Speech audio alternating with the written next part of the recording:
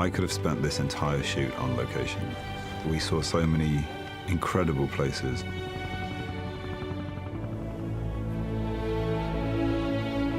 I know I'm a Kiwi, but I have to say I cannot imagine making these films anywhere but this country. Amazing. Wherever we went, it was an extraordinary experience. And here we were making a film.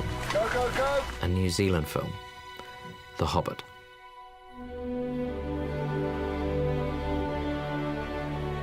It's been thrilling to go back and go up and down both the main islands of New Zealand. And we began in Hobbiton.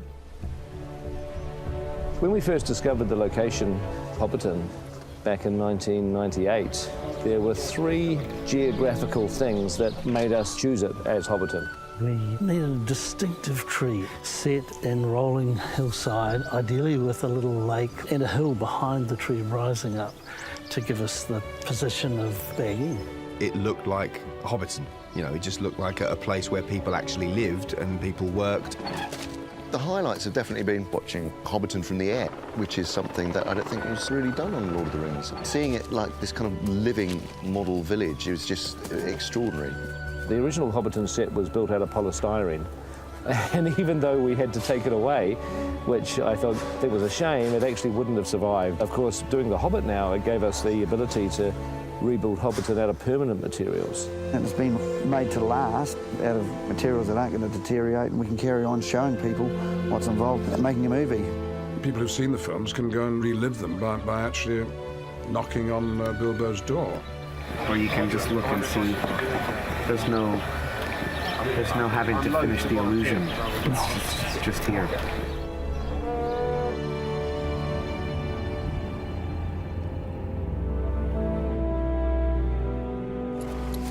Camp here for the night.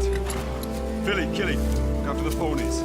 Denise Bluffs is its volcanic activity has brought the rock up out of the ground, and there's these huge shafts of rock. It looked like something from Jurassic Park. You can't do any helicopter shots coming over from the back because behind it's just ply and scaffold. But it'll all come out, I think, in a couple of weeks. And then there's going to be a permanent one put in place for as a tourist attraction. The beautiful rock formations, cliffs, and then down, down, down into the most incredible bush.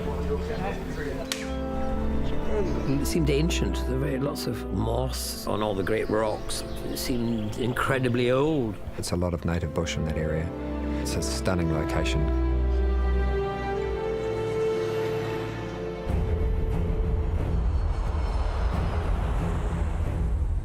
In this area, which is the Twizel area, we managed to get a bunch of shots up on a hill above Lake Pukaki. It was a beautiful vista, like it was long, wheaten-coloured kind of grass, and we'd be running through it and being chased by wags. The landscape is really interesting geographically. We're being chased by these terrible monsters.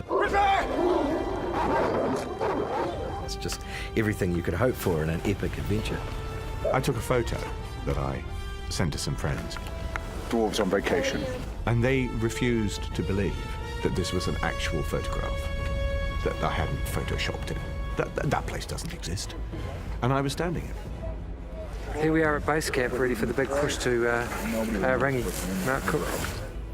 Behind us here is Mount Cook, which is New Zealand's highest mountain. It's where Sir Edmund Hillary trained to climb Mount Everest. It's a little less than half the height of Everest, so he basically had to climb Mount Cook twice, and he sort of had practice for Everest, basically.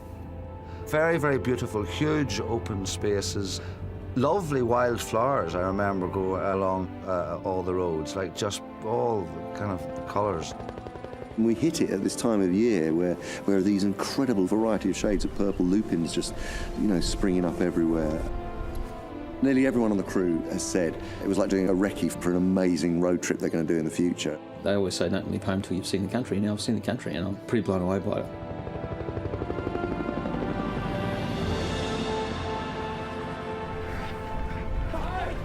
So, Strathtyre, central Otago, a pretty remote location. We wanted to use this location primarily because it's a chase through the rocks, wags, after the dwarves. So I love the idea of doing a chase that was that spread out over a huge landscape.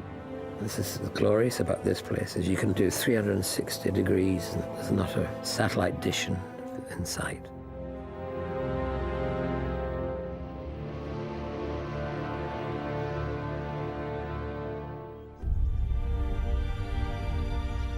You know, when we all went to Queenstown, I'd never been there before, and it was just astonishing. I mean, a beautiful jewel, really at kind of the bottom of the world. Queenstown, a famous holiday place here, but we escape the crowds and go up the lake and into the mountains, and that's perhaps my favourite spot. Earnshaw Burn was probably one of my favourite locations, a gorgeous alpine sort of valley surrounded by waterfalls. The place was alive with these incredible cascades. We're very lucky to go to some extraordinary locations. A lot of the world's impression of New Zealand is that landscape. You know, the rolling hills and the mountains and the fjords. It's got everything in it. It's real, it's the real countryside. But at first you think, wow, what a good job they made. But it's not, it's the real thing. This is the Middle-earth I would always have pictured. Meanwhile, the backdrop is so beautiful, people will think it's CGI. It looks too perfect. You can use that as an advert for New Zealand if you want. I mean, succinct, snappy, all positive, and cut. Brilliant, trademarked.